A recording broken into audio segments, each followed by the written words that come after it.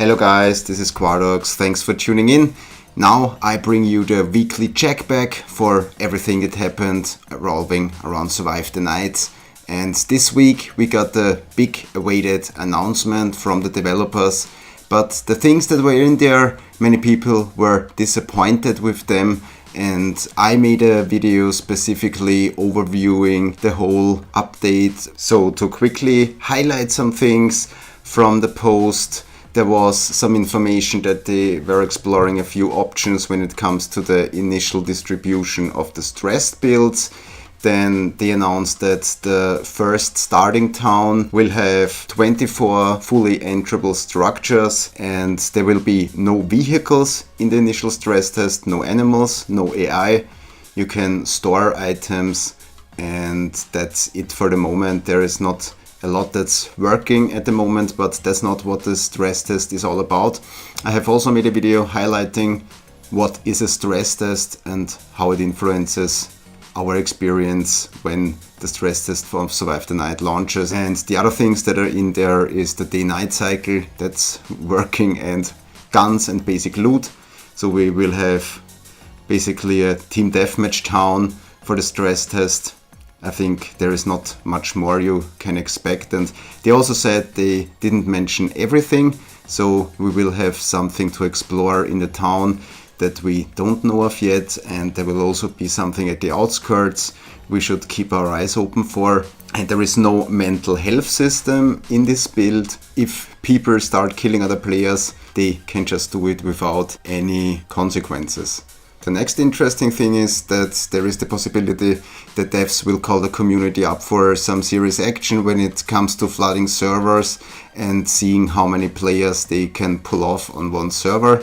And I think that highlights the most interesting stuff.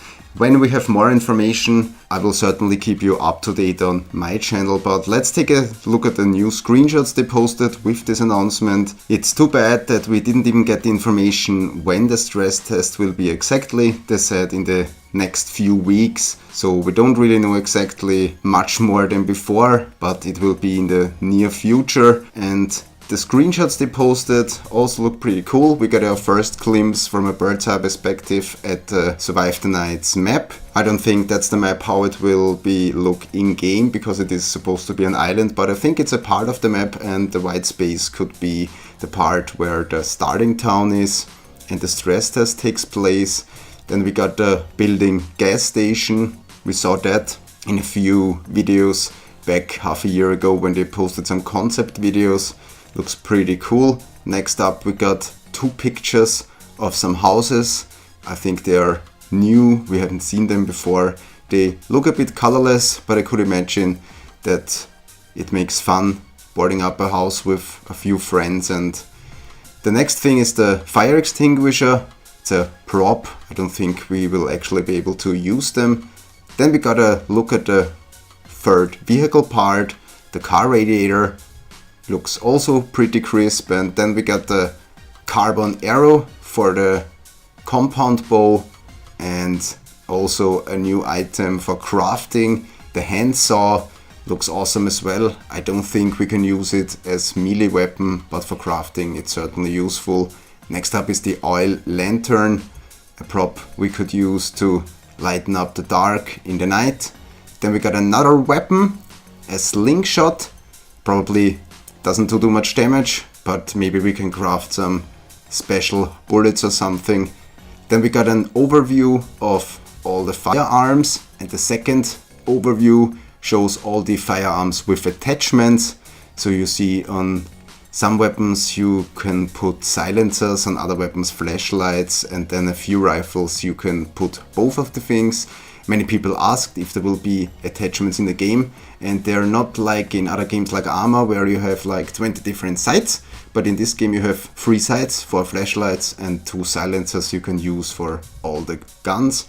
When I was reading a lot of Facebook comments, there was a real uncertainty if this game will ever come out, and a lot of fear I read in the comments, I felt when I read the comments. And basically this update calmed the people down a little bit now we know in the next weeks we will have the stress test. It's like they started developing the game from ground up when they changed the engine 2 months ago. We have to give them time if we want the game they told us we would get, and the engine switches everything positive except the time frame that changed. Nothing really negative to say about the engine switch, and I would like to play myself of course, but we can just wait and give them more time.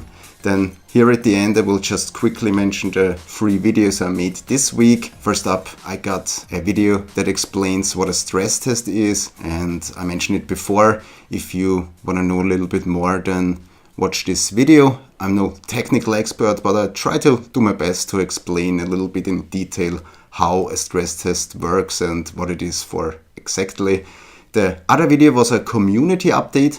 So if you're looking for other players to play with and looking maybe for some new friends and maybe some partners to hang out with or a cool server, you can be sure of that there will be no bullshit. Then I give you a cool overview where you can find different communities on all kinds of platforms, from the homepage to Twitter to Facebook. Just look it up if you're interested. The last video is the overview. I mentioned it before, I think. The overview of the dev update a little bit more in detail.